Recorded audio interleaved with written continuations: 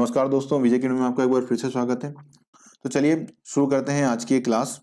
तो देखिए आपके सामने हमने अभी तक जो पढ़ा है वो पढ़ा है विघटन, साझेदारी का विघटन। तो साझेदारी का विघटन ऑलमोस्ट खत्म हो गया है, जिसमें हमने साझेदार का दिवालियापन भी पढ़ लिया था इससे पहले वाली क्लास में, और मैंने आपको डिटेल में समझा दिया था। वो समझा दिया था क्या? हमारा गाना बनाम मर्रे का नियम। ये एक आईएमपी क्वेश्चन है, गाना बनाम मर्रे के नियम ही, तो ये याद कर लीजिएगा, है ना। तो चलिए आज जो क्लास चालू होगी वो चालू होगी संपत्ति की वसूलें धीरे धीरे होना और तदनुसार रोकड़ वितरण। मतलब क्या होता है कि देखिए नॉर्मली क्या होता है, अगर फर्म बंद होती है, एक मिनट, अगर फर्म बंद होती है, ये फर्म थी, अब ये मान लीजिए फर्म बंद होती है तो इसमें कई सारी हैं। जैसे मान लीजिए फर्म थी, फर्म की एक फैक्ट्री थी, तो अब बीच में क्या हो गया, ये मशीनें भी थी, ये मशीनरी भी थी। यहाँ पर रुकिए, मैं खाली जगह ले लेता हूँ नीचे, तो आपको आसानी से समझ में आएगा। ये देखिए यहाँ पर, तो देखिए ये क्या हुआ, ए बी और सी तीनों लोगों की साझेदारी फर्म थी। अब ये साझेदारी फर्म की क्या थी, ये फैक्ट्री थी। तो इस फैक्ट्री में क्या हुआ, इस फैक्ट्री, ये पूरी फैक्ट्री थी, ये लैंड भी थी इसी में, और इसके अंदर क्या लगी थी, ये मशीनें लगी हुई थी और कई सारी चीजें थी। जैसे मान लीजिए इनके पास ट्रांसपोर्टेशन के लिए क्या थी, कार भी थी। तो ये सारी मतलब ट्रक भी थे। तो ये सारी चीजें भी इनके पास इसमें थी। अब क्या हुआ, इन्होंने किसी भी कारण से क्या निर्णय लिया, फर्म का विघटन का निर्णय लिया, एबीसी तीनों ने, या कई सारे कारण है जो हमने डिटेल में पढ़ रखे हैं, तो मैं अभी उसके डिस्कस नहीं करूंगा। तो देखिए अब क्या हुआ, इन्होंने लिया कि फर्म का विघटन का निर्णय लिया। तो फर्म का विघटन का मतलब क्या हो गया, व्यापार बंद करना। फिर हम क्या करेंगे, हिसाब किताब करेंगे। तो हिसाब किताब में हमने देखा था कि हम क्या करेंगे, जो ये हमारी संपत्तियां, जो भी संपत्तियां, उनको क्या करेंगे, उनको सेल कर देंगे। उनको सेल कर देंगे तो सेल करने से होगा क्या, सेल करने से होगा ये कि हमारे पास क्या आएंगी, हमारे पास उसके मनी आ जाएगी। क्या आ जाएगी, जो बायर रहेंगे वो हमें क्या दे देंगे, जो ये प्रॉपर्टी के बायर हैं वो हमें क्या देंगे, वो हमें देंगे पैसे। ये हमारे पास पैसे आ रहे हैं। तो ये बात हुई, और फिर इसके बाद क्या करेंगे, जो हमारे पास पैसे आएंगे उससे हम क्या करेंगे, जो आउटसाइडर है हमारे, जैसे हमारे एग्जांपल में था कि बैंक है, बैंक से जो हमने लोन लिया है वो लोन का पेमेंट कर देंगे, या हमारे जो क्रेडिटर हैं, लेनदार हैं, उनका हम क्या कर देंगे, पेमेंट कर देंगे। तो ये सारी चीजें होंगी काय में, विघटन में। अब क्वेश्चन क्या आ रहा है, क्वेश्चन ये आ रहा है कि ये जो आपके सामने का मतलब ट्रक है, कई सारी चीजें हैं, ये जो फैक्ट्री है, ये जो लैंड है मतलब जिस पर ये बनी थी, और इसके अंदर जो ये मशीनें हैं, ये क्या सब एक बार में बिक जाएंगी? मतलब एक बार में एक बायर आएगा और वो सब चीजें खरीद लेगा, कि बोलेगा मेरे को ट्रक भी दे दो, मेरे को ये फैक्ट्री भी दे दो और ये मशीनें भी दे दो। ऐसा होना पॉसिबल नहीं है। सामान्यतः क्या होता है, हर तरह के मतलब जब इसका लिक्विडेशन किया जा रहा है, विघटन किया जा रहा है, तो विघटन में क्या होगा, धीरे धीरे चीजें क्या होंगी, धीरे धीरे बिकेंगी। कोई व्यक्ति आएगा, वो बायर आएगा और वो क्या बोलेगा, मेरे को तो ट्रक ही चाहिए। कोई व्यक्ति आएंगे कि बोले मेरा तो व्यापार है जिसमें ये मशीनें काम आ जाएंगी, मेरे को ये मशीनें सेल कर दो। और कोई व्यक्ति आएगा कि मेरे को तो एक फैक्ट्री बिल्डिंग चाहिए थी, तो ये फैक्ट्री बिल्डिंग दे दो। और ऐसी कई सारी चीजें होंगी जो धीरे धीरे बिकेंगी। पर जब हमने वसूली खाता बनाया था तो मैंने आपको एग्जांपल में समझाया था कि क्या की वसूलियों से प्राप्ति, जो सेल्स प्रोसीडिंग, वो इधर आ जाएंगी, सेल्स प्रोसीडिंग। तो हमने क्या मान लिया था कि सारी चीजें एक साथ ही आ जाती, पर व्यवहारिकताओं में ऐसा नहीं होता है। तो ये जो अब क्या हो रहा है, ये वही कहने वाला है जो बात कह रहा है ना ऊपर, कि तदनुसार उसका पेमेंट। इसका मतलब यही है कि धीरे धीरे हमारे पास क्या होगा, पैसे आएंगे। संपत्तियों की वसूली कैसे होगी, धीरे धीरे होंगी।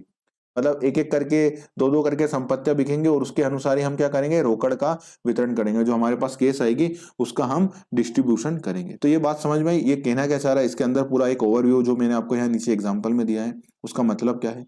उसका मतलब जो एग्जाम्पल मैंने आपको यहाँ पर दिया है, उसका एग्जाम्पल मैंने आपको समझाया, तो उसका मतलब यही है कि धीरे धीरे चीजें बिकेंगी, धीरे धीरे हमारी असेट बिकेंगी, और धीरे धीरे फिर क्या होगा, हमारे पास पैसा आएगा, और धीरे धीरे ही हम उसका क्या करेंगे, डिस्ट्रीब्यूशन करेंगे। चाहे वो आउटसाइडर हो, चाहे बैंक हो, लेनदार हो, या फिर जो पैसे बच जाते हैं तो हम उनको किनको देते हैं, हमारे शेयर होल्डरों को देते हैं, सॉरी, साझेदारी फर्म के साझेदारों को देते हैं। तो वो क्या होगा, धीरे धीरे होगा, मतलब एक एक करके सबका पेमेंट करते जाएंगे, और फिर बाद में क्या होगा, सब खाते क्लोज कर दिए जाएंगे। समझ में आई बात? तो चलिए अब हम फटाफट से थ्योरी पढ़ लेते हैं। ये रहा, विघटन संबंधी प्रश्नों को हल करते समय, तो देखिए ये माना गया इन्होंने, ये मैंने लिख भी दिया है कि विघटन संबंधी प्रश्नों को हल करते समय यह माना जाता है, क्या मानकर चलते हैं, कि संपत्तियों से जो वसूली हुई है वह एक मुश्त में हुई है। मतलब क्या हुआ, हमारे पास मान लीजिए 10 तरह की असेट थी, 10 तरह की असेट थी, तो हमने 10 असेट को बेच दिया, और इससे जो पैसे आने थे वो एक बार में आ गए। मतलब हमारे जो पूरी की पूरी सेल, या 10 असेट्स क्या हो जाएंगे, एक साथ सेल हो जाएंगे, और हमारे सारे पैसे आज ही हमको मिल जाएंगे। ये मान करके हम करते हैं, और उसी अनुसार दायित्वों का भुगतान भी हम क्या करते हैं, एक मुश्त में कर देते हैं। मतलब हम क्या करते हैं, सारे क्रेडिटरों का भी भुगतान हमने एक मुश्त कर दिया, बैंक को भी एक मुश्त भुगतान कर दिया। पर ऐसा पॉसिबल नहीं, समटाइम्स क्या हो सकता है कि हम जिन क्रेडिटर को पेमेंट करना चाहते हैं वो कहीं दूर है, वो कहीं बाहर है, या किसी कारण से वो उनको पेमेंट नहीं कर पा रहे, या बाद में पेमेंट करने का। तो ऐसे कई सारे कारण हो सकते हैं कि एक मुश्त एक बार में सबका पेमेंट थोड़ी ना हो जाएगा, धीरे धीरे उनका भी पेमेंट होगा, धीरे धीरे पैसे भी आएंगे। तो यही वाली, परंतु व्यवहारिक जीवन में ऐसा नहीं होता है। ठीक है, तो आपको हाईलाइट जो करना है ये 1.5 लाइन करनी है, ये वाली 1.5 लाइन करनी है, ठीक है। परंतु व्यवहारिक जीवन में ऐसा नहीं होता है। संपत्तियों से वसूली धीरे धीरे होती है, मतलब थोड़ी थोड़ी वसूली होती जाएंगी, और उसका उसी के अनुसार तदनुसार, मतलब उसी के अनुसार उसका बंटवारा भी लेनदारों में किस्तों में किया जाता है। ऐसी दशा में वितरण नियमानुसार होगा। मतलब क्या होगा, धीरे धीरे हम पेमेंट करेंगे। किसको पेमेंट करेंगे, हमारे जो लेनदार हैं उनको कैसे पेमेंट करेंगे, किस्तों में पेमेंट करेंगे। मतलब जैसा जैसा हमारे पास पैसा आएगा वैसे वैसे हम क्या करेंगे, पेमेंट करते जाएंगे। अब देखिए क्या बोल रहे हैं, सर्वप्रथम हस्तगत रोकड़, मतलब जो कैश इन हैंड है वो, और बैंक में जो बैंक बैलेंस है, बैंक से ऐसे विभिन्न दायित्वों में बांटा जाएगा। अब क्या बोल रहे हैं, विभिन्न प्रकार के जो दायित्वों में बांटा जाएगा, ठीक है। इस हेतु सभी दायित्वों को उनकी राशियों के अनुपात में भुगतान किया जाएगा। तो ये बात भी आपको ध्यान में रखनी चाहिए कि किस अनुपात में भुगतान किया जाएगा, राशियों के अनुपात में भुगतान किया जाएगा। अब राशियों के अनुपात में भुगतान का मतलब यहाँ पर एग्जामिनर कहना, यहाँ पर ये जो लाइन कहना चाह रही है वो क्या कहना चाह रही है, इसको भी हम एग्जाम्पल से समझ लेते हैं। ये एग्जाम्पल आपने नोट कर लिया होगा, मैं इस एग्जाम्पल को हटा देता हूं अब, ठीक है। तो देखिए अब क्या बोल रहे हैं, ये मान लीजिए हमारे पास पहली किस्त आई, हमारे पास कैश और बैंक का हमने बैलेंस निकाल लिया, वो कितना था, 50,000 रुपए। कितने का था, 50,000 रुपए। अब हमको पेमेंट करने, एक हमारे पास ए है जो लेनदार है, दूसरा क्या है हमारे पास बी है, तीसरा है सी है, और चौथे नंबर पे क्या है, चौथे नंबर पे बैंक है, बैंक लोन, ठीक है। ये है हमारे पास 3 लोग। मैंने एबीसी और बैंक का नाम लिख दिया है, कोई भी नाम हो सकता है, मोहन, सोहन, राम, और बैंक लोन, या और कोई व्यक्ति। तो ये हमने ले लिया। अब इनके क्या थे, इनकी थी लाइबिलिटी, कितनी थी, इनको हमको देना थे 1 लाख रुपए, इनको 1 लाख रुपए देना थे ए को, बी को देना थे हमको 1.5 लाख रुपए। कितने देना थे, 1.5 लाख रुपए, ठीक है। बी को कितने देना थे, 1.5 लाख रुपए। और सी को कितना देना थे, सी को देने थे केवल 50,000 रुपए।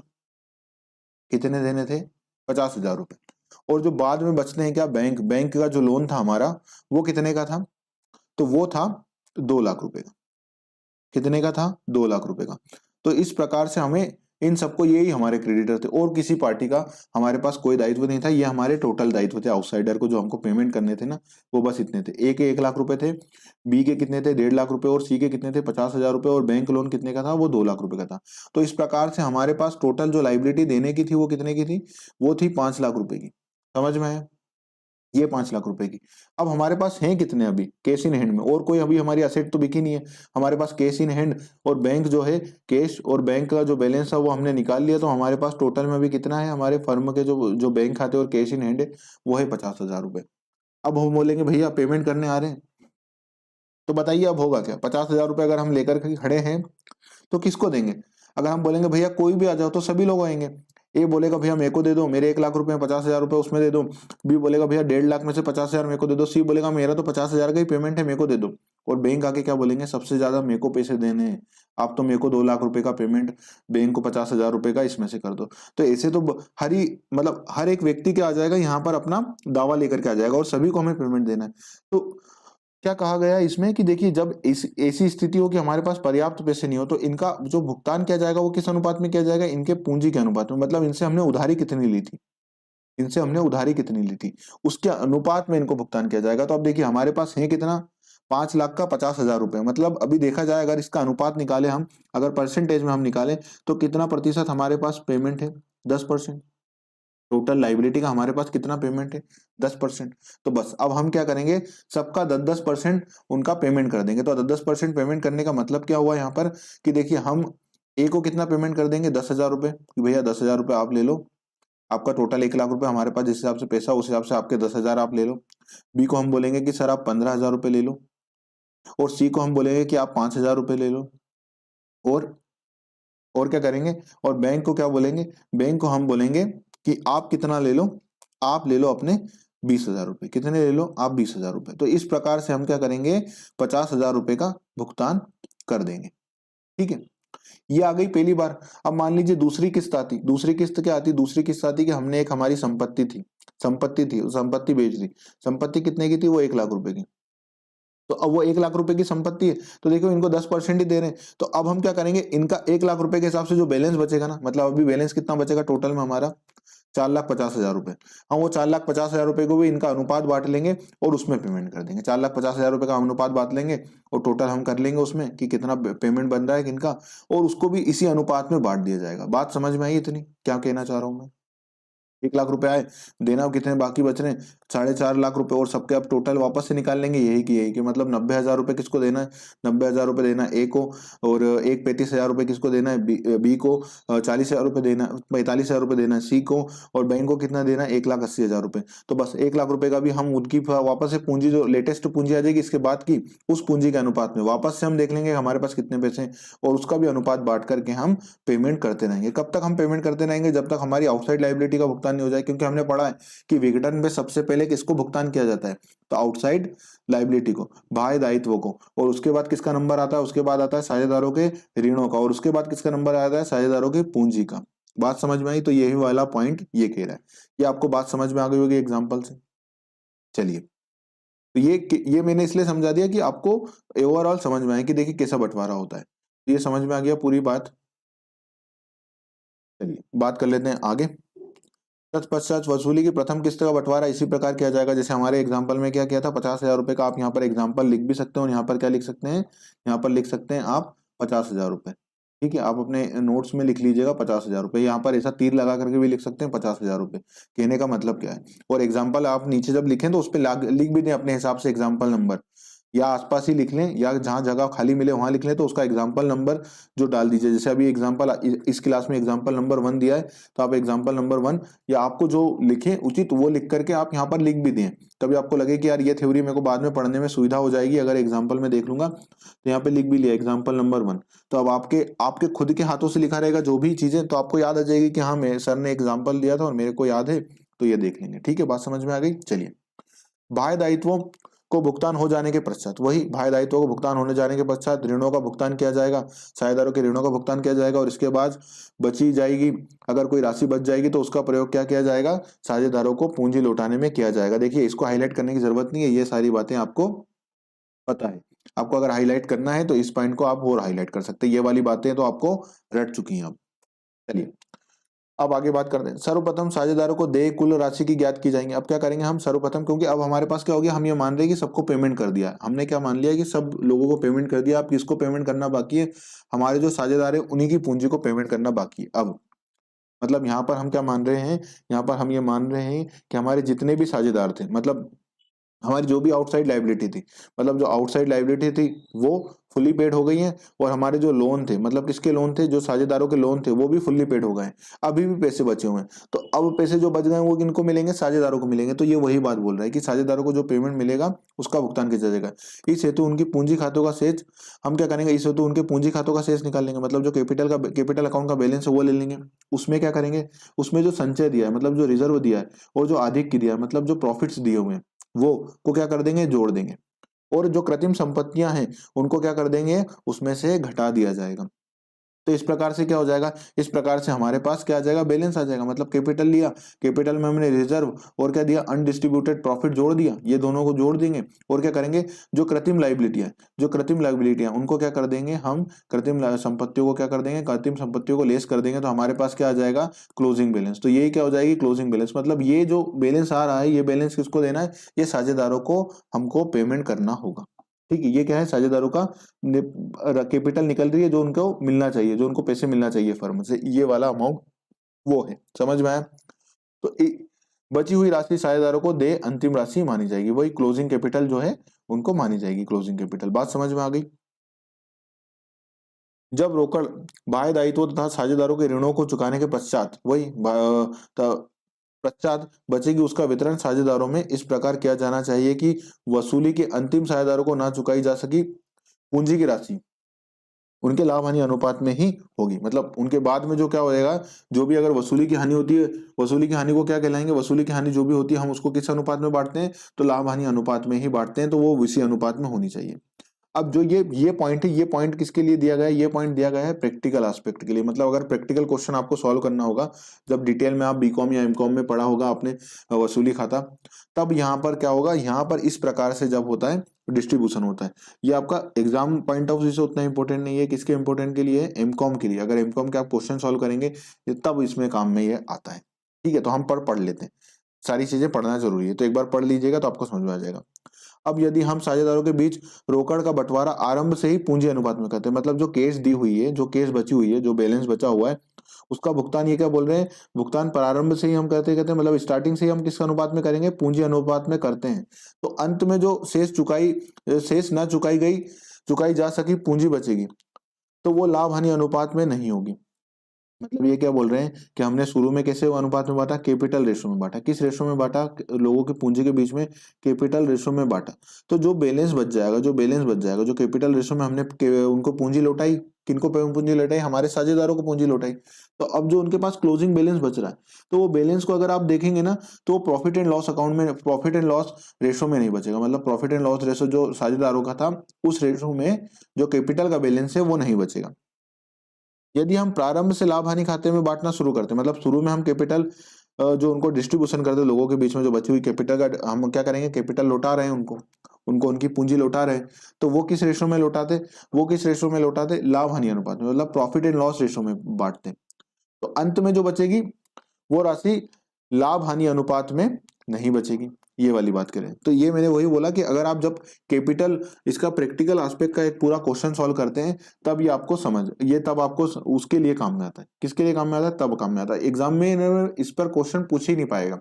वो क्या क्वेश्चन पूछेगा यहाँ पर? क्योंकि क्वेश्चन बनने के लिए क्या होता है, एमसीक्यू में क्वेश्चन बनने के लिए एक जगह चाहिए, उन्हें एक जगह चाहिए कि हाँ, यहाँ से हम इसके 4 ऑप्शन भी बना सकते हैं।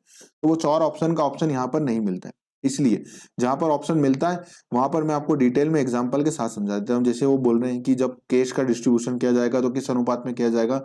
उनके अनुपात, किस अनुपात में किया जाएगा? राशियों के अनुपात में। तो एग्जामिनर अगर पूछेगा कि जो बाह्य दायित्व होते हैं उसमें किस अनुपात में भुगतान किया जाता है, बाह्य दायित्वों का किस अनुपात में किया जाता है, वो पूछा जा सकता है। तो उनके किस अनुपात में किया जाएगा? उनके द्वारा जो पूंजी दी गई थी उस अनुपात में। तो किस अनुपात में किया जाएगा? पूंजी के अनुपात में। यहाँ पर क्वेश्चन पूछेगा तो वो ये पूछेगा पूंजी अनुपात में। तो इसलिए मैंने आपको क्या करा, यहाँ पर एक क्वेश्चन बना दिया। उनके पास 4 ऑप्शन रहेंगे यहाँ पर पूछने के, उनके पास कि जो भी बाह्य दायित्व का पेमेंट किया जाता है तो किस अनुपात में किया जाता है? तो पूंजी अनुपात में। मतलब जो उन्होंने पूंजी दी थी उसके अनुपात में ही उनका पेमेंट किया जाता है। तो ये हमने निकाल भी लिया था। तो इस प्रकार से जहां भी मुझे लगेगा कि यहाँ से एग्जामिनर क्वेश्चन उठा सकता है, आपको मैं वहां पर एग्जाम्पल जरूर से दूंगा। ठीक है, अब बात करते हैं। तो ये समझ में आया। अब देखिए क्या बोल रहे हैं कि जो केस बचा हुआ है, मतलब हमने क्या करा, हमने फर्म बंद की हमारी। फर्म जैसे ही बंद हुई, यहाँ पर एग्जाम्पल लेते हैं, रुकिए यहाँ जगह कम है। चलिए, ये आपने लिख लिया होगा तो मैं इसको रब कर देता हूं।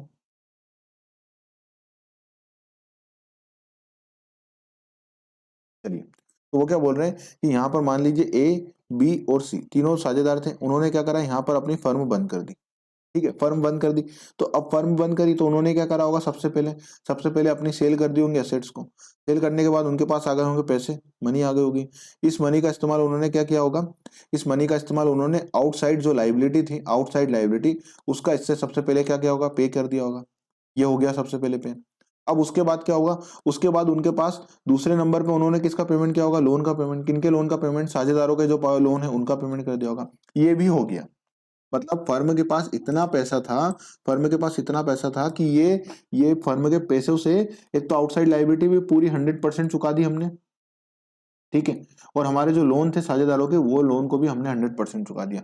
तो अभी भी हमारे पास क्या बचा हुआ है? बैलेंस बचा हुआ है। एग्जाम्पल के लिए जैसे मान लीजिए 50 लाख रुपए हमारे पास टोटल बेच करके आए, असेट हमने संपत्तियां बेच दी और हमारे पास 50 लाख रुपए है। अब ये आप पूछेंगे सर ऐसा कैसे हो सकता है, कोई फर्म क्यों बंद करेगा फिर इतनी अच्छी? जैसे हमने एक एग्जांपल समझा था, उसमें आपको पता हो, जब हम फर्म का विघटन पढ़ रहे थे तो उसमें पढ़ा था कि हमने बोला था कि एक साझेदार क्या हो गया, एक साझेदार सब साझेदारों को दे देता है नोटिस कि हम ऐच्छिक रूप से बंद कर सकते हैं। एक तो वो उसमें भी ऐसा हो सकता है कि फर्म का अच्छा भला व्यापार चल रहा है पर लोगों को काम ही नहीं करना है।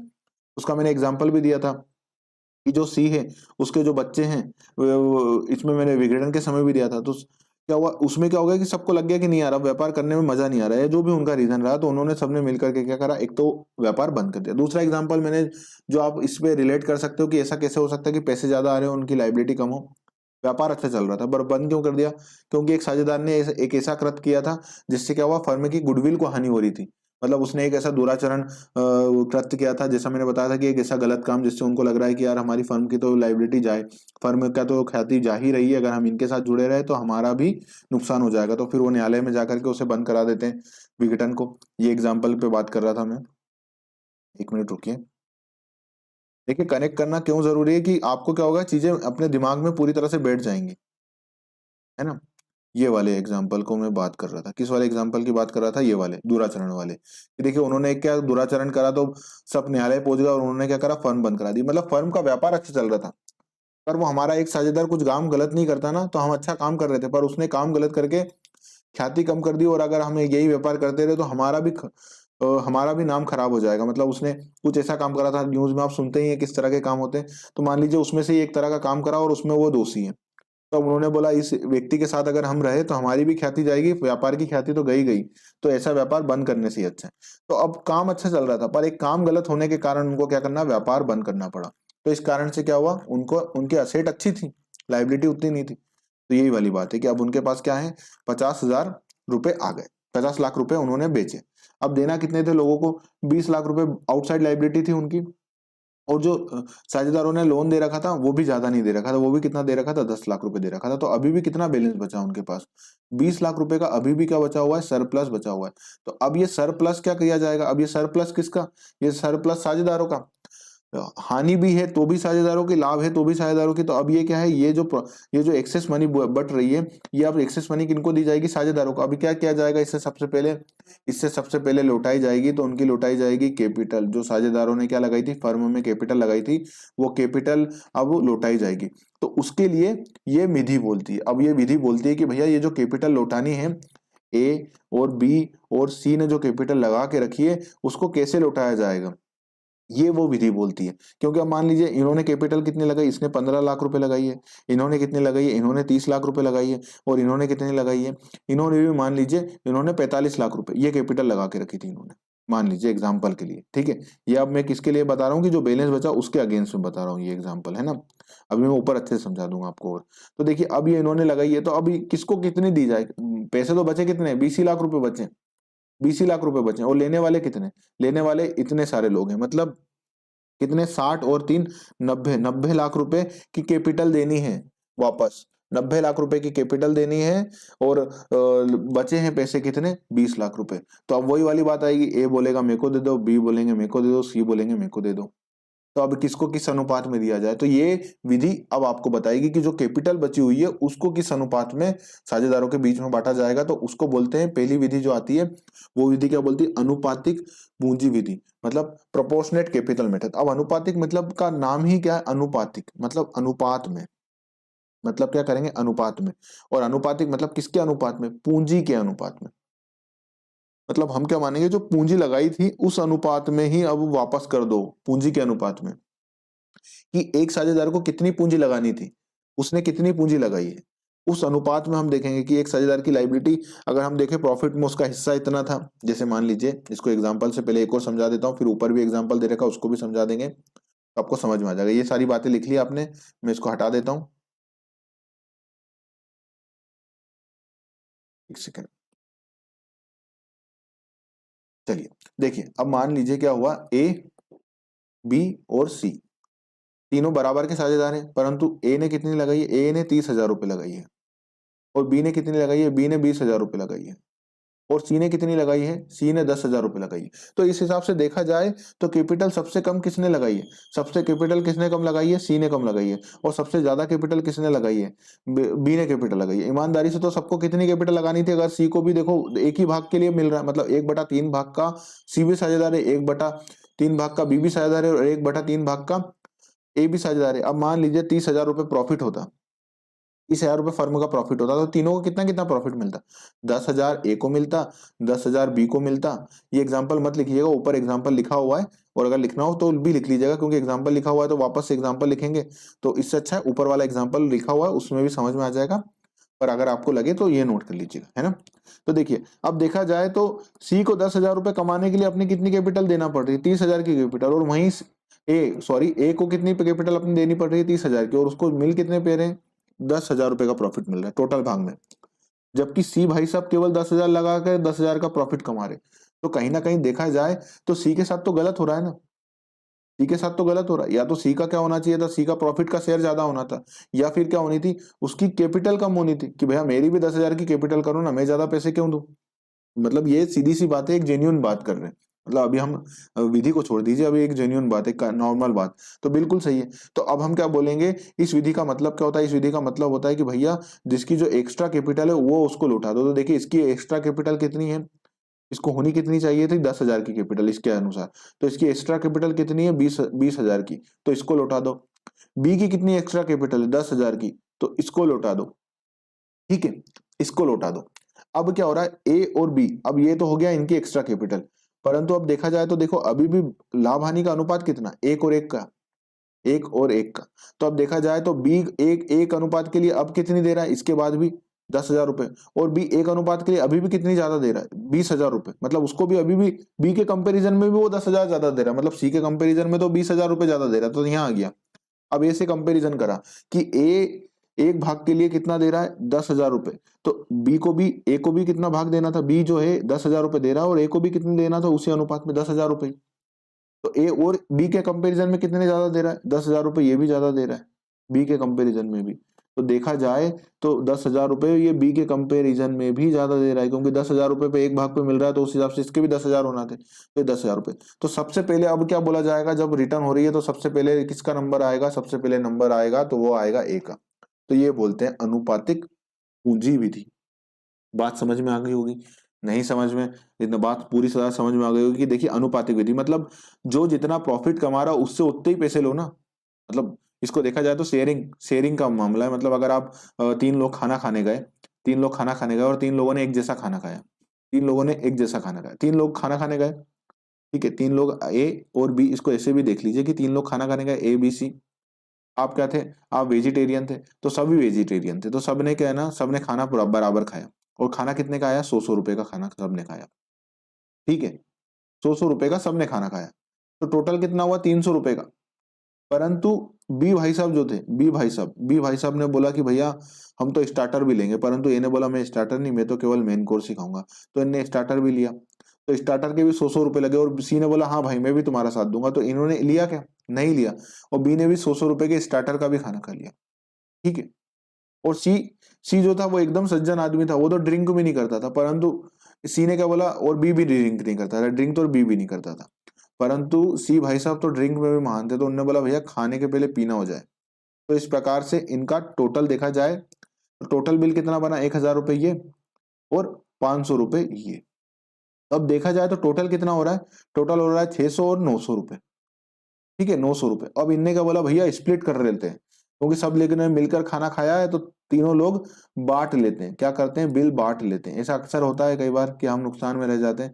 तो अब बांटा जाएगा तो ए के खाते में कितना आएगा, 300 रुपए, बी के खाते में कितना आएगा, 300 रुपए, और सी के खाते में कितना आएगा, 300 रुपए। तो देखा जाए तो सबसे ज्यादा मजे किसने मारे हैं, सी ने, 600 रुपए का खाना खाया, और उसके अगेंस्ट में उसने दिए कितने, 300 रुपए, और बी भी नुकसान में रहा है, कितने, 100 रुपए के। पर सबसे ज्यादा नुकसान में तो कौन रहा है, ए रहा है, उसको तो फैमिली के साथ चले आता तो ज्यादा फायदे में था। तो यही बात बोली जा रही है कि देखिए भैया जो जितना खा रहा है उससे पैसे लो ना। मतलब अगर ईमानदारी से काउंटर की जाए तो क्या हो, 600 रुपए लो तुम, आप किससे, 600 रुपए लो सी से, और इस बी से लो 200 रुपए, 200 रुपए, और ए से लो क्या, 100 रुपए।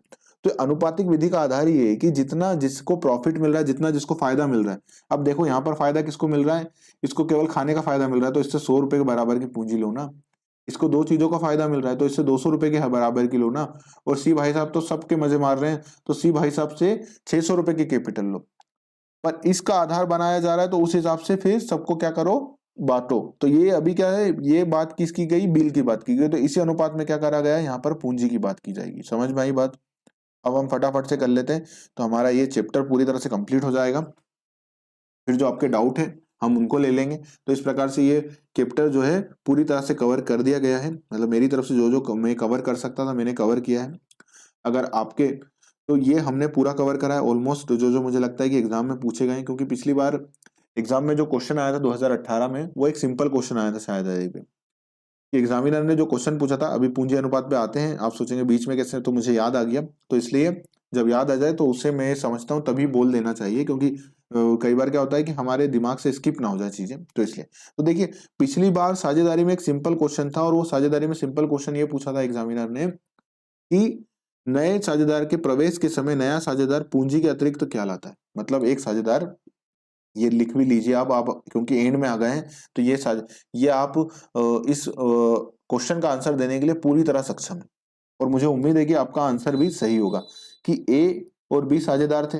मैं आपको सरल भाषा में समझाना चाह रहा हूँ कि वो क्वेश्चन क्या कहना चाह रहा है, कि ए और बी साझेदार है, बी जो है क्या कर रहा है, जो प्रवेश कर रहा है, कहाँ प्रवेश कर रहा है, ये 2018 का क्वेश्चन मैं आपसे डिस्कस कर रहा हूँ, मुझे याद आ गया वो क्वेश्चन, तो मैंने बोला आपसे डिस्कस कर लिया जाए।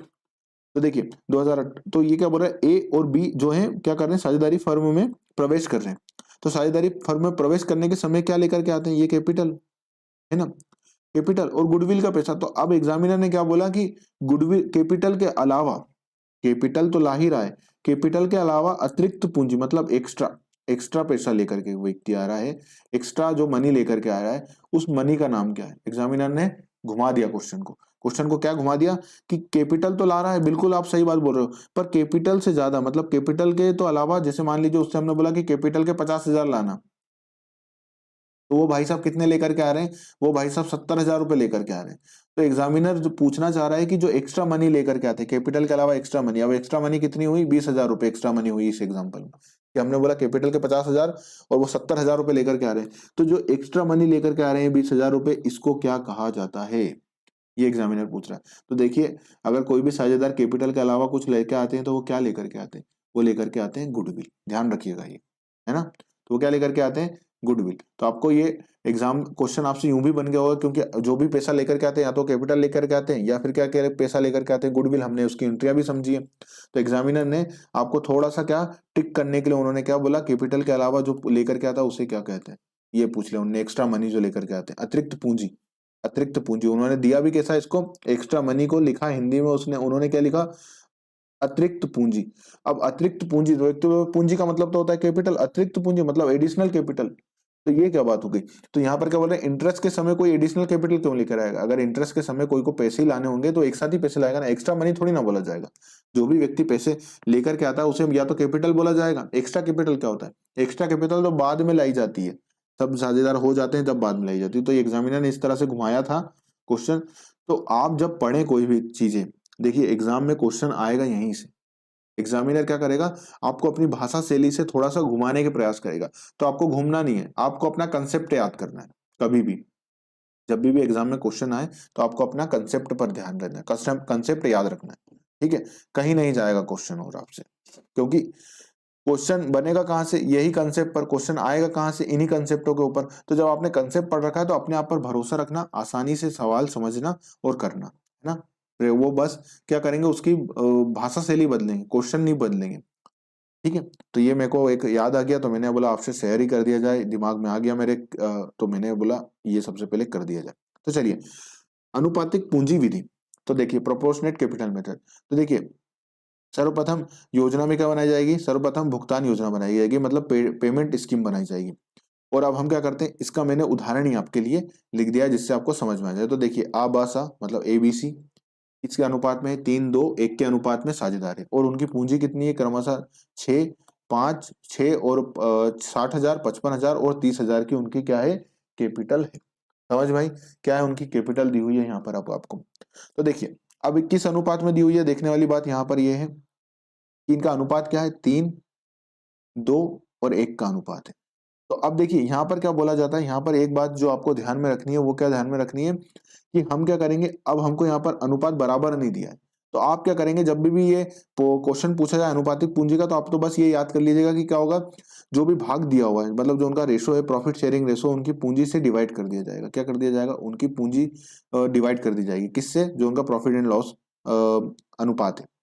तो इनकी कैपिटल को डिवाइड कर देंगे, 60,000, 55,000 और 30,000। तो हम जैसे ही डिवाइड करेंगे, तो हमारे पास क्या आ जाएगा, हमारे पास एक आंसर आएगा 20,000 रुपए, और यहाँ आएगा 25,000 रुपए, और यहाँ पर क्या आएगा, यहाँ पर आएगा 30,000 रुपए। बात समझ में आई। ये आ गया। तो अब इसमें क्या बोलते हैं, जिसका न्यूनतम हो, जिसका क्या हो, न्यूनतम हो, जिसका क्या हो, न्यूनतम हो। एग्जाम में ये भी क्वेश्चन पूछा जाता है कि अनुपातिक पूंजी का उपयोग कहां पर किया जाता है, तो साझेदारी फर्म के विघटन में। किसके लिए उपयोग किया जाता है, तो पूंजी को वापस करने में। किसमें उपयोग किया जाता है, पूंजी को वापस करने में।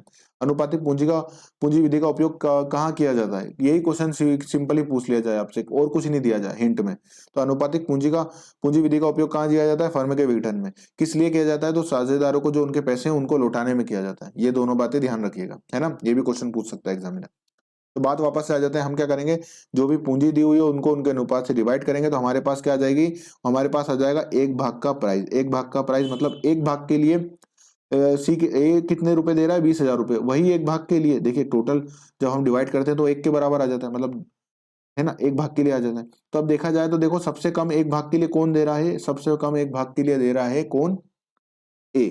तो अब ए को हम क्या बना लेंगे, हमारा बेस बना लेंगे। जो सबसे कम देता है हम उसको क्या बना लेते हैं, बेस बना लेते हैं। ए के बराबर इतने पैसे लाने थे, मतलब ए के बराबर सबको पैसे लाने थे। तो देखिए हमने क्या करा, उसको बेस में ले लिया कि 60,000 की कैपिटल, 3 भाग के लिए 60,000 की कैपिटल है। कितने भाग के लिए, 3 भाग के लिए। टोटल भाग कितना है इसका, टोटल भाग है 3, सॉरी 1 मिनट, हाँ, टोटल भाग कितना है उसका, टोटल भाग है उसका 3, टोटल भाग है 3, और उसके लिए वो कितने लाए हैं, 60,000 रुपए। टोटल भाग कितना है 3, और उसके लिए 60,000 रुपए लाए हैं।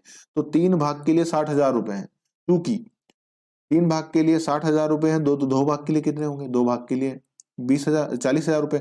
हमने 2 का इंटू कर देंगे डायरेक्टली, आप इसमें 20,000 में तो भी आ जाएगा। और एक भाग के लिए कितना ले जाएगा, 20,000 रुपए।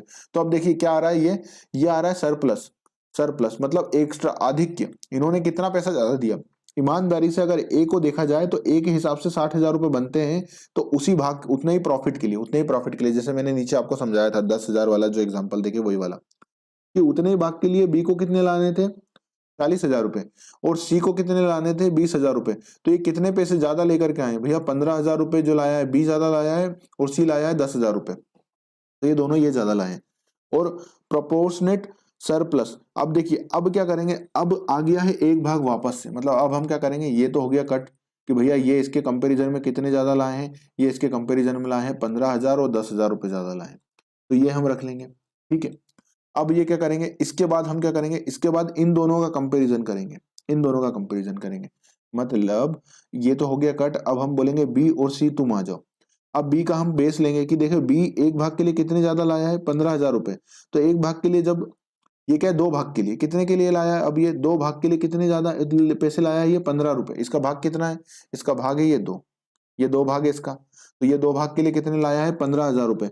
तो 2 भाग के लिए जब ये 15,000 रुपए लाया है, तो एक भाग के लिए सी को कितना लाना था, सी को 7,500 रुपए ही लाने थे, है ना। वही वाला हमने वापस बेस ले लिया। वापस से हम क्या करेंगे, 15,000 को डिवाइड करेंगे। मतलब ये हम क्या करेंगे, यहाँ पर हमारा एक एक एग्जाम्पल एक कंप्लीट हो गया, इसमें से सी आउट हो गया। अब ए बी और सी को हम बराबर करेंगे, ए आउट करते जा रहे हैं। तो अब इसका बेस लिया 15,000 कितने भाग के लिए है, 2 भाग के लिए। कितने भाग के लिए है, 2 भाग के लिए। तो एक भाग के लिए कितना हो जाएगा, तो 15 को जब हम डिवाइड करेंगे, 15,000 को, मैंने नीचे उसको डिटेल में आपको यहाँ पर दे भी रखा है, तो उससे भी देखेंगे तो आपको समझ में आ जाएगा, है ना। और ये 55,000 रुपए, 27,000 रुपए, देखिए यहाँ पर 27,500 रुपए आएगा। Sorry for the mistake, calculation mistake. ठीक है, मैंने कैलकुलेशन तो की हुई है प्रॉपरली, पर यहाँ पर आपको बताने में जो है 55,000 रुपए, तो 27,500 आएगा। ठीक है, तो ये गलती हो गई है, उसके लिए सॉरी। तो देखिए 15,000 रुपए कितने भाग के लिए, 15,000 रुपए 2 भाग के लिए। तो एक भाग के लिए कितने लाना थे, 7,500 रुपए। तो तो बी कितने लाएगा, बी 2 भाग के लिए 15,000 रुपए, बिल्कुल सही बात है। और ए कितने लाएगा, ए लाएगा 7,500 रुपए। तो मतलब ए बी के कंपैरिजन में कितने ज्यादा लाया है, तो ए बी के कंपैरिजन में 2,500 रुपए ज्यादा लाया है। तो सबसे पहले पैसे पैसे किसको दिए जाएंगे, सबसे पहले पैसे दिए जाएंगे सी को। कितने दिए जाएंगे, 2,500 तक सी को दिए जाएंगे। जैसे ही हम सी को पैसे दे देंगे, फिर हम किसके पास चले जाएंगे, सी को पैसे देने के बाद हम यहाँ पर आ जाएंगे बराबर। तो फिर इनको पैसे देंगे, किस अनुपात में इनको पैसे देंगे, इनके रेशो में, 2 और 3 के रेशो में दे देंगे, 2 और 1 के रेशो में दे देंगे। ये 2 का 1 का रेशो दिया हुआ है, तो इस रेशो में दे देंगे। और जब ये चला जाएगा तो फिर हम क्या करेंगे, जैसे ही हम 2,500 देंगे तो हम यहाँ पर आ जाएंगे, यहाँ पर ये 2,500 देने के बाद हम यहाँ पर आ जाएंगे। तो हमारा रेशो क्या आएगा, फिर जो कैपिटल हमारे पास पैसे आएंगे तो उसको 2 और 1 के अनुपात में बांटेंगे। जब ये पूरा बड़ा, जब इनका ये टोटल का पेमेंट हो जाएगा, जो एक्स्ट्रा पेमेंट 15,000 और 10,000 का पेमेंट है, ये पेमेंट हो जाएगा, तो फिर हम यहाँ पर आ जाएंगे।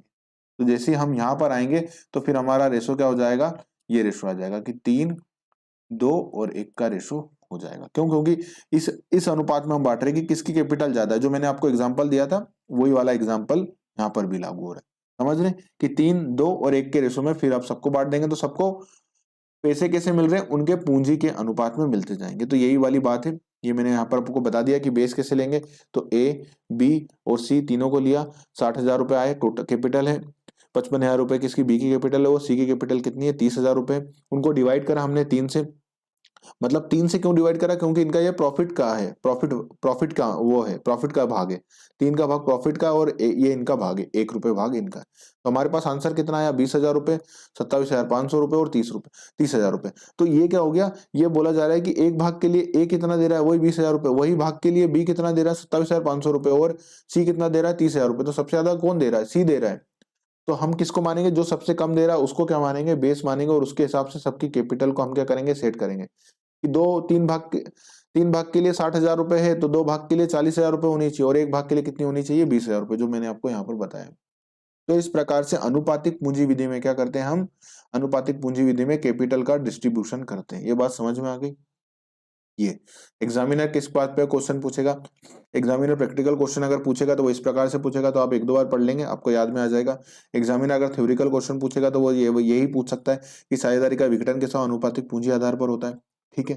दूसरा क्वेश्चन क्या पूछ सकता है कि अनुपातिक पूंजी विधि में क्या किया जाता है? तो अनुपातिक पूंजी में जो साझेदारों को उनकी पूंजी लौटाई जाती है, और वो किस अनुपात में लौटाई जाती है? उनके पूंजी के अनुपात में, मतलब उनके पूंजी को बेस मान करके किया जाता है। ठीक है, ये बात ध्यान रखिएगा। तो उनका पूंजी को क्या किया जाता है? उस हिसाब से थ्रेशोल्ड किया जाता है उनके लाभ हानि अनुपात में, और फिर उनको बांटा जाता है। बात समझ में आ गई है? तो क्वेश्चन केवल मेरे को जो लग रहा है इस बार कि क्वेश्चन किस प्रकार का पूछा जा सकता है, एक क्वेश्चन यही पूछा जा सकता है कि अनुपातिक पूंजी विधि का प्रयोग किसमें किया जाता है? तो अनुपातिक पूंजी विधि का प्रयोग साझेदारी फर्म के विघटन में किया जाता है। क्योंकि एग्जामिनर जो क्वेश्चन पूछ रहा है ना, वो थोड़ा छुपा के पूछ रहा है। क्योंकि जो मैंने 2018 का क्वेश्चन आपको इस साथ डिस्कस करा, उसमें उन्होंने क्या बात लिखी थी? उन्होंने लिखी थी अतिरिक्त, अतिरिक्त क्या लेकर के आता? देखिए उन्होंने इसमें क्या छुपाया था? अतिरिक्त मनी जो लेकर के आता उसे क्या कहते हैं? यहाँ पर उन्होंने क्या छुपा लिया? ख्यातिवट को छुपा लिया। क्यों? क्योंकि ख्यातिवत को जैसे ही छुपाया तो आपको सोचना पड़ेगा कि क्या वर्ड है। तो वो यहाँ पर भी एग्जामिनर ऐसे पूछ सकता है कि अनुपातिक विधि का प्रयोग कहाँ पर किया जाता है। अब आप ये सोचेंगे यार अनुपातिक पूंजी विधि का प्रयोग कहाँ किया जाता है? प्रोपोर्शनेट कैपिटल मेथड कहाँ यूज होती है? वो कहाँ यूज होती है? साझेदारी फर्म के विघटन में। बात समझ में आई? ये समझ में आई? ये देखिए मैंने आपको बता दिया कि 3 भाग के लिए 60,000 रुपए है, तो 2 भाग के लिए कितना होगा? 40,000 रुपए, और 1 भाग के लिए कितना होगा? 20,000 रुपए। चूंकि जो मैंने आपको पूरा समझा दिया, तो ये बात समझ में आ गई। अनुपातिक आधिक्य की गणना भी हमने समझ ली कि 15,000 और 30,000 रुपए जो अनुपातिक आधिक्य। फिर हम आगे वापस से वही यही प्रत्येक साझेदार के आधिक्य की अनुपातिक गणना करी, तो हमने वही वापस से उसको बेस ले लिया। किसको बेस ले लिया? बी और सी का बेस माना। ए उसमें से क्या हो गया? डिस्क्वालीफाई हो गया। 15,000 रुपए और 10,000 रुपए। 15,000 रुपए के लिए कितने भाग के लिए लाए? दो भाग के लिए। तो एक भाग के लिए कितने होना थे? 7,500 रुपए। वही हमने करे और फिर हमने निकाल लिया। बात समझ में आ गई ये वाली सारी चीजें? तो हमने वो 2,500 रुपए जो इनके ज्यादा आए उनको सबसे पहले सी को पेमेंट कर दिया। वही सारी बातें यहाँ पर लिखी हुई हैं। अब केस वितरण स्टेटमेंट, केस डिस्ट्रीब्यूशन स्टेटमेंट क्या बोलता है? उपरोक्त भुगतान योजना के अनुसार सर्वप्रथम सी को कितना किया जाएगा? 2,500 रुपए चुकाए जाएंगे, जिससे उसका अतिरिक्त आधिक्य भुगतान हो जाएगा। मतलब जो अतिरिक्त आधिक्य जो 2,500 रुपए उसको देना थे, 2,500 रुपए ये यहाँ पर 2,500 रुपए जो देना थे, 1 मिनट, जो 2,500, 1 सेकंड, हाँ ये 2,500 रुपए जो देना थे ये दे देंगे। और क्या बोल रहे हैं? तथा शेष आधिक्य बी के साथ अनुपातिक संबंध में आएगा। मतलब अब जैसे ही 2,500 रुपए दिए तो फिर वो कहाँ हो जाएगा? वो बेस 15,000 और वाले आ जाएंगे। 15,000 और 7,500 जो उनके बचे हुए हैं, ये वाले एग्जाम्पल में हम जो आ जाएंगे, ये जैसे ही चुकाएंगे तो हम कहाँ आ जाएंगे? यहाँ पर आ जाएंगे 15,000 और 7,500 वाले में। ये वाली बात कर रहे हैं वो 15,000 और 7,500 वाली यहाँ पर आ जाएंगे जैसे ही 2,500 चुकाएंगे। तो वो यही बात बोल रहे हैं यहाँ पर एग्जामिनर, यहाँ पर एक क्वेश्चन में, कि जैसे ही शेष आधिक्य बी के साथ अनुपातिक संबंध में आ जाएगा, जब रोकड़ की वसूली होगी तो बी और सी को किस अनुपात में किया जाएगा? 2 और 1 के अनुपात में तब तक बांटा जाएगा जब तक कि उनका अनुपातिक आधिक्य, मतलब वो जो कैपिटल का आधिक्य उनने ए के कंपैरिजन में दिया है 15,000 और 7,500 रुपए जो ज्यादा दिया हुआ है, क्योंकि 2,500 रुपए तो पहले ही चुका दिए सी को, तो इसलिए इसका इनका कितना आ गया? 7,500 रुपए आ गया। जब तक ये ना चुका दिए जाए, और फिर जैसे ही ये चुक जाएंगे तो फिर क्या करेंगे? जो ए बी सी तीनों को किस अनुपात में बांट देंगे? उनके 3-2-1 के अनुपात में बांट देंगे। तो समझ में आया अधिक को कैसे किस प्रकार से करते हैं। पहले देखिए हम पहले प्रोपोर्शनेट कैपिटल निकालेंगे लाभ हानि रेशो में। प्रोपोर्शनेट कैपिटल जैसे ही निकालेंगे उनको क्या करेंगे, जो सबसे एक्सेस दिया है उसको पेमेंट करेंगे। उसके बाद क्या करेंगे, जो लीस्ट वाले साझेदार हैं जो बचे हैं एडिशनल कैपिटल के बाद, जिनकी एडिशनल कैपिटल ए के कंपेरिजन में थी, उसको पेमेंट कर दिया बीसी को, और फिर सबसे बाद में किसको पेमेंट करा, एबीसी तीनों को पेमेंट करेंगे। बात समझ में आ गई है। तो इस प्रकार से ये केस वितरण डिस्ट्रीब्यूशन होता है। अब अधिकतम हानि विधि, अधिकतम हानि विधि का मतलब ही क्या है, अधिकतम हानि मतलब maximum loss method. Maximum loss method का उपयोग कहां पर किया जाता है, तो मैक्सिमम लॉस मेथड का उपयोग फर्म के विघटन के समय किया जाता है। एग्जामिनर क्वेश्चन पूछे आपको याद होना चाहिए, कहां पर किया जाता है, फर्म के विघटन पर किया जाता है। अब मैक्सिमम हानि विधि नाम से ही समझ में आ रही है, मैक्सिमम मतलब ज्यादा से ज्यादा कितना वो नुकसान होगा। हम बोलते हैं ना मैक्सिमम कितना नुकसान होगा, भैया ये बता दो, ज्यादा से ज्यादा कितना लॉस हो जाएगा। तो वही वाली बात यहाँ पर की जा रही है कि ज्यादा से ज्यादा कितना लॉस हो गया है। जैसे एग्जांपल के लिए मैं आपको बता देता हूँ कि देखिए ज्यादा से ज्यादा कितना लॉस होगा, तो देखिए ज्यादा से ज्यादा लॉस का मतलब क्या होगा, मैक्सिमम कितना लॉस होगा। अब मैक्सिमम कितना लॉस होगा हम उसको एक बार एक जरा से एग्जांपल से मैं आपको समझा देता हूँ।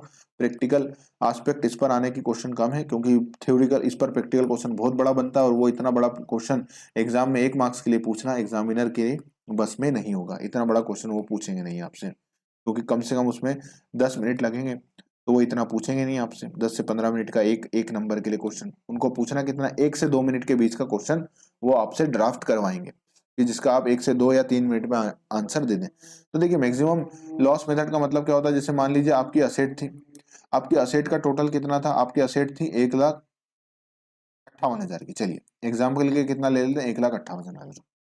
आपकी टोटल कितनी असेट आ गई, 1,58,000 रुपए की। अब आपको पैसे कितने मिले, आपको मान लीजिए पहली किस्त में मिले कितने, कैसे आपको जो पैसे मिले हैं वो कितने मिले हैं, सपोज मान लीजिए आपको पैसे मिले हैं 30,000 रुपए। एग्जाम्पल के लिए कितने मिल गए आपको पैसे, 30,000 रुपए। तो ये मैक्सिमम लॉस मेथड क्या बोलती है, बस यही मान लो कि अब ये 30,000 रुपए मिले, मतलब ये मिले तो 30,000 रुपए, क्या 1,58,000 की टोटल अगर असेट बेच देंगे तो क्या 30,000 रुपए मिलेंगे, नहीं। धीरे धीरे असेट बिकती है। जैसे हमने एग्जांपल हमारा जब शुरू की थी क्लास तभी बोला गया था कि कैसे पैसे मिलते हैं, धीरे धीरे पैसे मिलते हैं। पर ये मेथड क्या बोलती है, यही मान लो कि बस जो मिला है आज ही मिला है, मतलब अब जो मिला ये अंतिम मिला है, मतलब इसके बाद और कोई पैसा नहीं मिलेगा। ये 30,000 रुपए मिले, बात खत्म, बस इतना ही मिलेगा और कुछ नहीं मिलेगा। तो अब अगर ये 30,000 रुपए ही मिलते तो ईमानदारी से देखा जाए तो 1,58,000 में हमको 30,000 रुपए ही मिले, तो हमारा नुकसान कितना हो गया, हमारा नुकसान हो गया है 1,28,000 रुपए का। कितने का नुकसान हो गया है, 1,28,000 रुपए का नुकसान हो गया है। तो बस ये बोलते हैं जो लॉस हो गया है ना, इसको क्या करो, इसी को डिस्ट्रीब्यूट कर दो। किस में डिस्ट्रीब्यूट कर दो, अपने जो साझेदार हैं उनके बीच में डिस्ट्रीब्यूट कर दो, और जो फिर उनका बैलेंस बच रहा है वो उनको दे दो। ये बोलती है मैक्सिमम लॉस मेथड। बात समझ में आई, बस इतनी सी है मैक्सिमम लॉस मेथड। मतलब क्या बोलती है कि जो मिला है वो अंतिम मिला। तो एक और बात जो एग्जामिनर आपसे पूछ सकता है वो यही पूछ सकता है कि मैक्सिमम लॉस मेथड, अधिकतम हानि विधि, ये नोट कर लिया आपने, जरा सही था। अधिकतम हानि विधि, अधिकतम हानि विधि की दशा में क्या माना जाता है, तो अधिकतम हानि विधि की दशा में यही माना जाता है कि जो प्राप्त हुआ है वो किस्त क्या कैसी मानी जाती है, अंतिम किस्त मानी जाती है। कैसी मानी जाती है कि जो भी वसूल हुआ है वो अंतिम माना जाएगा। क्या माना जाएगा, जो भी वसूल हुआ है वो अंतिम माना जाएगा। एग्जामिनर ये क्वेश्चन पूछेगा तो उसमें ये जरूर से पॉइंट देगा कि जो भी वसूली होती है उसको कैसी वसूली मानी जाती है, अंतिम वसूली मानी जाती है, प्रारंभिक वसूली मानी जाती है, इंस्टॉलमेंट मानी जाती है। ऐसे वो तीन तीन आपको 3 या 4 पॉइंट बना करके दे देगा, तो आपको क्या बोलना है, जो भी वसूल होता है उसको कैसा माना जाता है, अंतिम माना जाता है। बात समझ में आई। तो चलिए, अधिकतम हानि विधि का आधार यह है कि विघटन की दशा में यह मानकर चला जाता है कि संपत्तियों की बिक्री से जो भी वसूल हुआ है वो है वह अंतिम है। बस ये आप इतना हाईलाइट कर लीजिए, वो एग्जांपल लिख लीजिए। बस एग्जामिनर अगर क्वेश्चन पूछेगा तो वो इसी में से ही पूछेगा सामान्यतः, है ना। बाकी भी पढ़ेंगे और बाकी आपको भी पढ़ना है, पर जो हाईलाइटेड है उसको आपको ज्यादा अच्छे से ध्यान रखना है। ऐसा नहीं कि मैंने हाईलाइट करा दिया तो आप बाकी तो पढ़े ही नहीं, बोले बस हाईलाइटेड हाईलाइट पढ़ना है। हाईलाइटेड मानने का मतलब ये होता है कि मुझे ऐसा लगता है कि एग्जामिनर इस पे क्वेश्चन पूछेगा, पर आप पूरा पढ़िए। क्यों पूरा पढ़िए, क्योंकि देखिए एग्जामिनर एग्जामिनर अपना मन लेकर के आता है, वो अपने हिसाब से पूछेगा। हम क्या सोच रहे हैं, उसका मन पढ़ने की कोशिश कर रहे हैं कि एग्जामिनर हो सकता है ऐसा क्वेश्चन इस बार पूछे। तो वो वाला है। तो आपको क्या करना है, इसको तो पढ़ के अच्छे से जाना है, बाकी भी अच्छे से पढ़ना है, क्योंकि हम जब पढ़ रहे हैं तो सब पढ़े। क्योंकि भविष्य में रकम प्राप्त नहीं होगी, क्योंकि क्या होगा, भविष्य में रकम प्राप्त नहीं होगी, तो यहाँ मान लिया जाए कि अतः अधिकतम हानि की गणना कर ली जाती है। अधिकतम हानि की गणना कर ली जाती है, यहाँ पर हम क्या एग्जाम्पल में लिख सकते हैं कि 1,28,000 रुपए लॉस कितना है, 1,28,000 रुपए, ये लॉस का अमाउंट लिख लीजिए, वो एग्जाम्पल लिख लीजिए। यहाँ पर क्या लिख लीजिए, यहाँ पर जो वसूली हुई है उसे अंतिम माना जाएगा, तो क्या माना जाएगा, 30,000 रुपए, यहाँ पर लिख लीजिए। तो जब ये 30,000 और 1,28,000 देखेंगे तो आपको पूरी बात ऐसी यहीं से याद आ जाएगी। अब यदि भविष्य में दूसरी रकम मिल जाती है, मतलब क्या होता है, 30,000 के बाद भी हमको पैसे मिल गए, तो उसको भी क्या मानेंगे कि बस ये 40, मान लीजिए 30,000 के बाद हमको 20,000 रुपए मिलते, क्या मिलते, हमको 20,000 रुपए मिलते। 30,000 की एक किस्त मिल गई, एक असेट बिकी, और 20,000 फिर मिल गए हमको 30,000 के बाद, तो अब क्या मानेंगे, ये 20,000 आखिरी है, अब नहीं मिलेंगे पैसे, मतलब ये 20,000 आखिरी है। 30,000 जैसे आखिरी थे ना, अब ये 20,000 आखिरी है, मतलब इसके बाद अब कोई पैसे नहीं मिलेंगे। तो वापस से हम क्या करेंगे, इसको भी अंतिम मान के हमारी वापस से लॉस बुक करेंगे, और फिर वापस से क्या करेंगे, उसको डिस्ट्रीब्यूट करेंगे। तो जो आपको ध्यान रखना है वो बातें मैंने आपको हाईलाइट करवा दी है, ठीक है। तो इसे भी अंतिम वसूली मानकर पुनः अधिकतम हानि की गणना कर ली जाएगी, और यह क्रम कब तक चलता रहेगा, जब तक हमको पैसे मिल जाएंगे, अंत तक चलता रहेगा। मतलब एक समय तो ऐसे ही आएगा ना कि जब कुछ भी नहीं मिलेगा, सच में भी ऐसा होगा कि वो बात अंतिम होगी, एक समय तो अंत होगा। तो जब तक हर बार हम ऐसे ही मान के चलेंगे कि ये जो पैसे मिले हैं ये अंतिम मिले हैं, और उसको उसी हिसाब से हम क्या करेंगे, डिस्ट्रीब्यूट, जो लॉस है उसका कैलकुलेशन करेंगे और उसको डिस्ट्रीब्यूट कर देंगे। तो यही बात बोल रहे हैं। अतः यह मालूम हो सकेगा कि कितनी रकम वसूल हो गई है और कितनी वसूली नहीं हुई है। मतलब हम इससे क्या पता लग जाएगा, अंत में यह पता लग जाएगा हमको, मतलब एंड में, कि भैया कितने पैसे जो हैं वो मिल गए हैं और कितनी वसूली नहीं हुई है। समझ में आई बात। वसूली की रकम साझेदारों को वितरण वितरण कैसे किया जाएगा, उनके लाभ हानि अनुपात में वितरण किया जाएगा। दूसरी अनुपात क्या होता है, दूसरी बात जो आपको ध्यान में रखनी है कि वसूली की रकम का साझेदारों में वितरण किस अनुपात में किया जाएगा, तो वो किया जाएगा किसमें, लाभ हानि अनुपात में किया जाएगा, ठीक है। और अधिकतम हानि की प्रक्रिया अब मैंने आपको यहाँ पर डिटेल में बता दी है कि कैसे गणना की जाती है, मतलब उसकी स्टेप्स, जो है प्रक्रिया का मतलब क्या है, स्टेप्स की इस हिसाब से फॉलो करके आप क्या कर सकते हैं, मैक्सिमम लॉस, हानि, जो विधि का उपयोग करके आप मैक्सिमम लॉस निकाल सकते हैं। तो देखिए, प्रत्येक किस्त की शुद्ध वसूली ज्ञात की जाएगी। शुद्ध वसूली का मतलब क्या हुआ, वसूली और वसूली से संबंधित व्यय। वसूली और वसूली से संबंधित व्यय का मतलब क्या हुआ, जैसे मान लीजिए हमने किसी भी तरह के एग्जाम्पल व्यय हो सकते हैं कि भैया ट्रेवलिंग एक्सपेंसेस, हमने किसी को रिकवरी का एजेंट बना दिया, रिकवरी का एजेंट बना दिया, मतलब क्या हुआ, इसको भी एग्जाम्पल से समझ लीजिए, वसूली व्यय को भी यहाँ पर। ये देखिए, मान लीजिए हमारे पास क्या थी, एक कार थी, एक ट्रक था, क्या था, एक ट्रक था, ठीक है। ये ट्रक था, अब ये ट्रक बना लेते हैं फटाफट से अपन, कि ये ट्रक था, देखिए ये ट्रक था हमारे पास, ठीक है। ये ट्रक था, अब ये ट्रक की कीमत तो कितनी थी, ये कीमत कितनी थी, एक सेकेंड, ये ट्रक की कीमत कितनी थी, ये ट्रक की कीमत थी 5 लाख रुपए की। कितने की ट्रक की कीमत थी, 5 लाख रुपए की, ठीक है। 5 लाख रुपए में हमने खरीदा था, हमारी बुक्स में 5 लाख रुपए पर था अभी, ठीक है, सिंपल। अब कोई डेप्रिसिएशन या हम किसी भी तरह की बात नहीं करें, हम एकदम सिंपल रख रहे हैं कि अभी 5 लाख रुपए हमारे पास था और हमारे को 5 लाख रुपए मिलना थे। मार्केट में हमने एक व्यक्ति को बोला, जिसका काम था ट्रक बेचने में, वो एक्सपर्ट था। हमने बोला, भाई साहब हमारा ये ट्रक बिकवा दो, जो ट्रक आप बिकवाओगे उसका हम आपको 10% कमीशन दे देंगे। क्या दे देंगे, 10% कमीशन दे देंगे। तो इस भाई साहब ने बोला, मोहन भाई साहब का बहुत नाम था, इन्होंने बोला ठीक है बिकवा देंगे। इन्होंने क्या करा, हमारा ट्रक कितने में बिकवा दिया, 3.5 लाख रुपए में बिकवा दिया। तो अब हमको इनको कमीशन कितना देना पड़ेगा, 10%। तो कितना कमीशन दे देंगे हम, 35,000 रुपए का कमीशन दे देंगे। तो बस ये 35,000 रुपए क्या हो जाएगा, ये जो 35,000 रुपए, ये 35,000 रुपए क्या हो जाएगा, ये हो जाएगा हमारा व्यय। कौन सा व्यय, विघटन, वसूली व्यय। कैसा व्यय, वसूली। क्यों, क्योंकि हमने इस भाई को दिए थे कि भैया वसूल करके हमको दे दोगे क्या पैसे, या हम रिकवरी एजेंट लगा सकते हैं, वसूली भाई।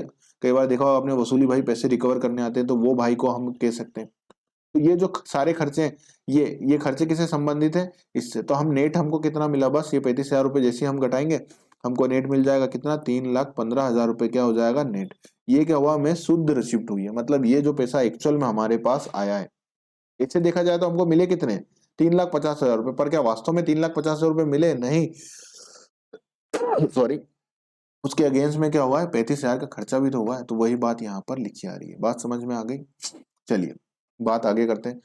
सर्वप्रथम राशि निकालेंगे, प्राप्त राशि निकालेंगे, और फर्म के क्या है, विद्यमान रोकड़, वही जो केस थी हमारी, वो देख लेंगे।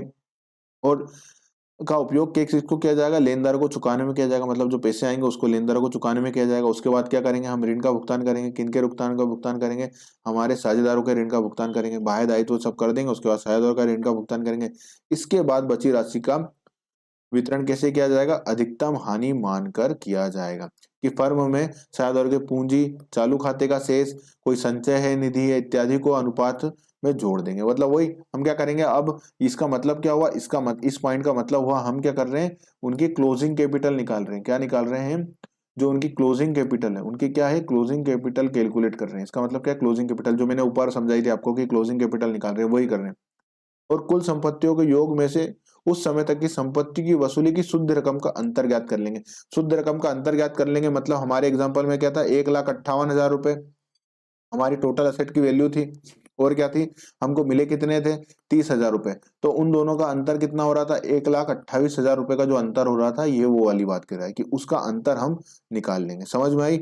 और यही क्या हो जाएगी हमारी, यही वसूली क्या कहलाएगी, हमारी अधिकतम लॉस कहलाएगा। एक अधिकतम लॉस मतलब 1,28,000 रुपए लिख सकते हैं आप यहाँ पर, ठीक है, 1,28,000 रुपए, है ना। चलिए, अधिकतम हानि का आधार यही है कि यही माना जाएगा कि अब वसूली नहीं होगी, मतलब जो हुआ है यही वसूल हुआ है, इसके बाद कुछ वसूल नहीं होगा। अधिकतम हानि को साझेदारों के पूंजी शेष में से लाभ हानि अनुपात में से घटा देंगे। मतलब वही जो लॉस हुआ, ये 1,28,000 रुपए लॉस हुआ है, तो 1,28,000 रुपए का लॉस क्या करेंगे, लॉस, प्रॉफिट है तो साझेदारों का, लॉस है तो साझेदारों का। तो अब क्या करेंगे, साझेदारों का लॉस क्या हो जाएगा, लॉस किस किस खाते में डेबिट हो जाएगा, साझेदारों के खाते में डेबिट हो जाएगा। इसका मतलब क्या हो जाएगा, 1,28,000 से जो साझेदार है उनके पूंजी खाते के शेष क्या हो जाएंगे, कम हो जाएंगे। तो वही ये बोल रहे हैं कि लाभ हानि अनुपात में क्या कर देंगे, घटा देंगे। बिल्कुल, लॉस उनके साझेदारों के खातों में डेबिट हो जाएगा तो उनके उतने से कैपिटल कम हो जाएगी। ठीक है, समझ में आई बात। चलिए आगे बढ़ते हैं फटाफट से। यदि किसी साझी का पूंजी शेष उपरोक्त स्थिति से डेबिट हो जाता है, मतलब क्या हो जाता है, उसके पास पहले ही बैलेंस कम था। इसका एग्जांपल क्या है कि मान लीजिए एग्जांपल के लिए कि जैसे सी था, सी का कैपिटल का बैलेंस कितना था, 30,000 रुपए का क्रेडिट बैलेंस था। सपोज के लिए कितना बैलेंस था, क्रेडिट। और उसका जो ये अधिकतम लॉस विधि से उसका जो लॉस उसके पास आया, उसके पास लॉस आया, वो कितना आया, उसके हिस्से में लॉस आया, 50,000 का लॉस उसके हिस्से में आ गया। तो अब उसका कितना बैलेंस आ रहा है, 20,000 से उसका क्या आ रहा है, डेबिट बैलेंस आ रहा है। क्यों, क्योंकि उसके देना कितने थे फर्म को देना थे 30,000 रुपए, और उसके उसको लॉस कितना हो गया, उसको लॉस हो गया 50,000 रुपए का। तो 20,000 रुपए का क्या हो गया, उसका डेबिट बैलेंस आ गया, डेबिट बैलेंस आ गया। तो अब ये डेबिट बैलेंस की बात करें तो उसकी पूंजी की कमी को शेष साझेदार पूंजी अनुपात में क्या करेंगे, बांटेंगे। किस अनुपात में बांटेंगे, शेष साझेदार पूंजी के अनुपात में। पूंजी के अनुपात का मतलब क्या हुआ, जो साझेदार अपनी कैपिटल लगाते हैं, जैसे ए और बी ने मान लीजिए 1,00,000 रुपए इन्होंने कैपिटल लगाई थी, है ना, 1,00,000 रुपए इन्होंने कैपिटल लगाई थी, और इसके वो दो 2 लाख रुपए की कैपिटल किसने लगाई थी, इन्होंने लगाई थी। तो इनका अनुपात कितना हो जाएगा, 1:2। 1:2 में क्या करेंगे, इस 20,000 को ये बांटेंगे, 20,000 को ये बांटेंगे। समझ में आई ये बात वो कह रहे हैं। ठीक है, इसके बाद जो भी शेष बचेगा वह साझेदारों को दी गई राशि के रूप में होगा। मतलब क्या होगा, अब ये 20,000 रुपए कौन कम करेंगे, किसके खातों से कम करेंगे, इनकी कैपिटल में से 20,000 में से जो जिनका खाता आएगा उसमें से ये कम कर देंगे, उनमें से ये कम कर देंगे। ठीक है, एग्जाम्पल को सरल बनाने के लिए मैं क्या करता हूँ, इसका बैलेंस आपको बदल देता हूँ, क्योंकि इसका फिगर थोड़ा ऑड आएगा। फिर 3 का अगर 20,000 को डिवाइड करेंगे तो सपोज के लिए हम ये मान लेते हैं कि जो लॉस है वो कितने का है, लॉस है वो 60,000 का। एक मिनट इसको सही कर लीजिए, ये 60,000 का लॉस कितने का है, 60,000 का।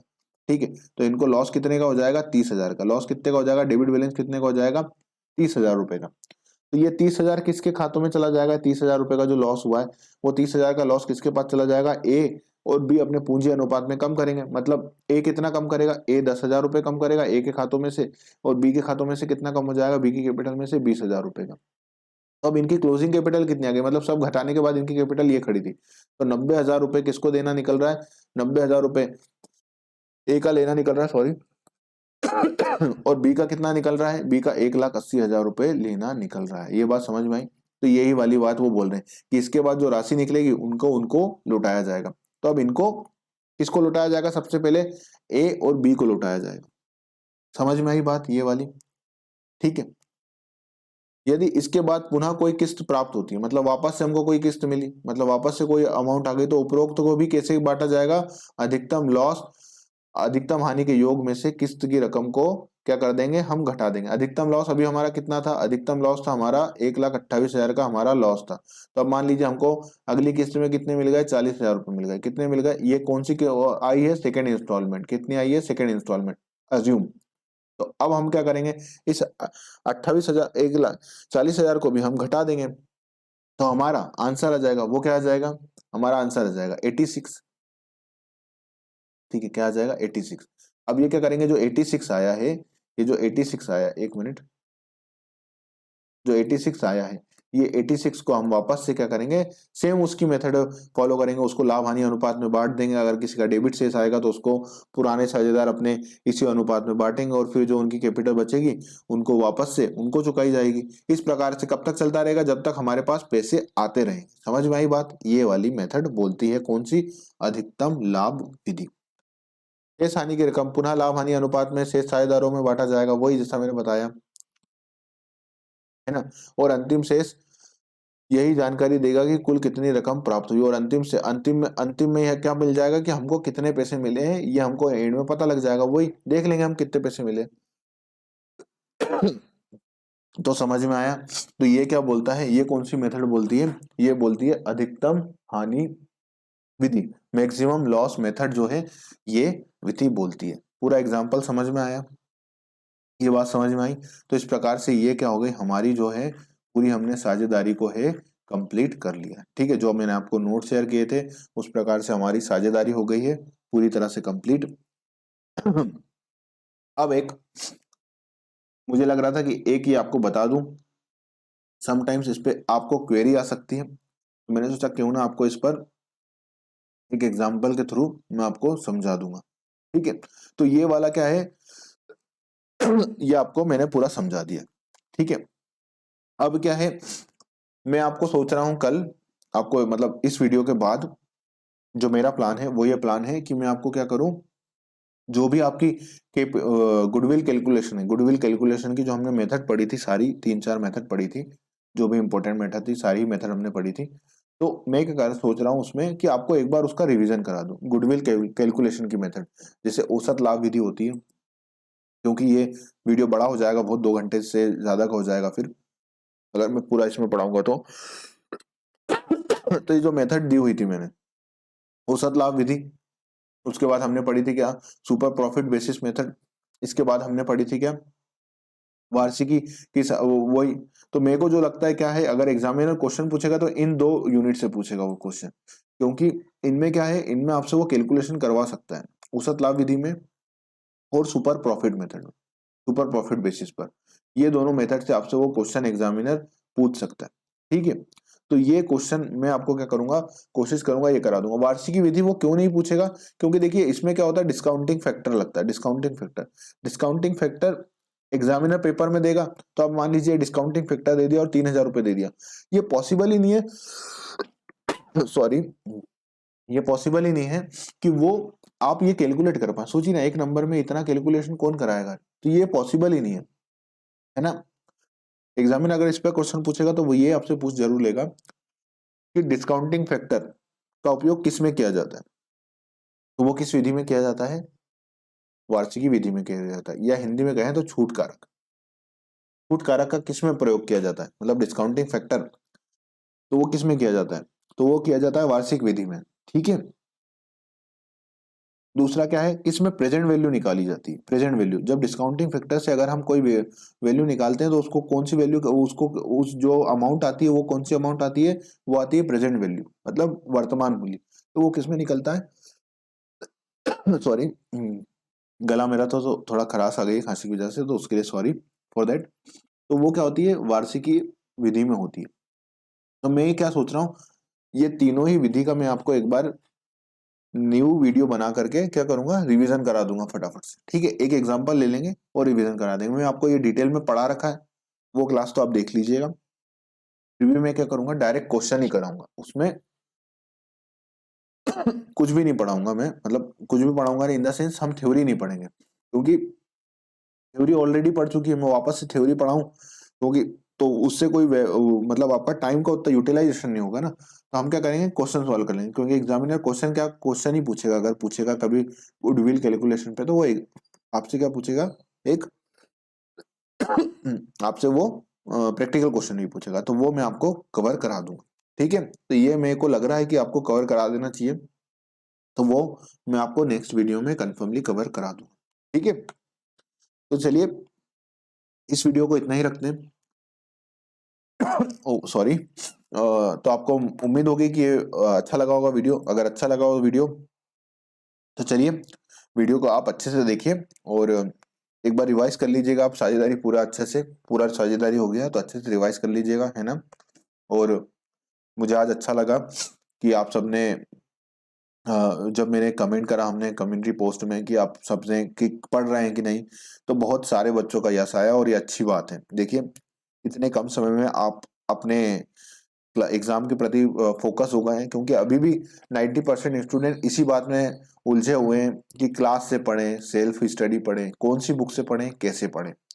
उनके दिमाग में यही चल रहा है और आप पढ़ना चालू कर चुके हैं, मतलब आप रेस में ऐसे ही आगे हो गए।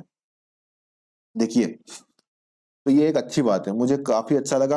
और अगर कोई बच्चे नहीं पढ़ पाए, उनका यस नहीं आया, तो डिमोटिवेट भी नहीं होना। देखिए अभी शुरुआत हुई है, आप कोप अप करिए। मैं इसलिए वीडियो लाता हूँ या आपको कम्युनिटी पोस्ट में हम लिखते हैं कोई भी बात, तो वो इसीलिए ही लिखते हैं ताकि उसका उद्देश्य क्या होता है, आपको जगाना।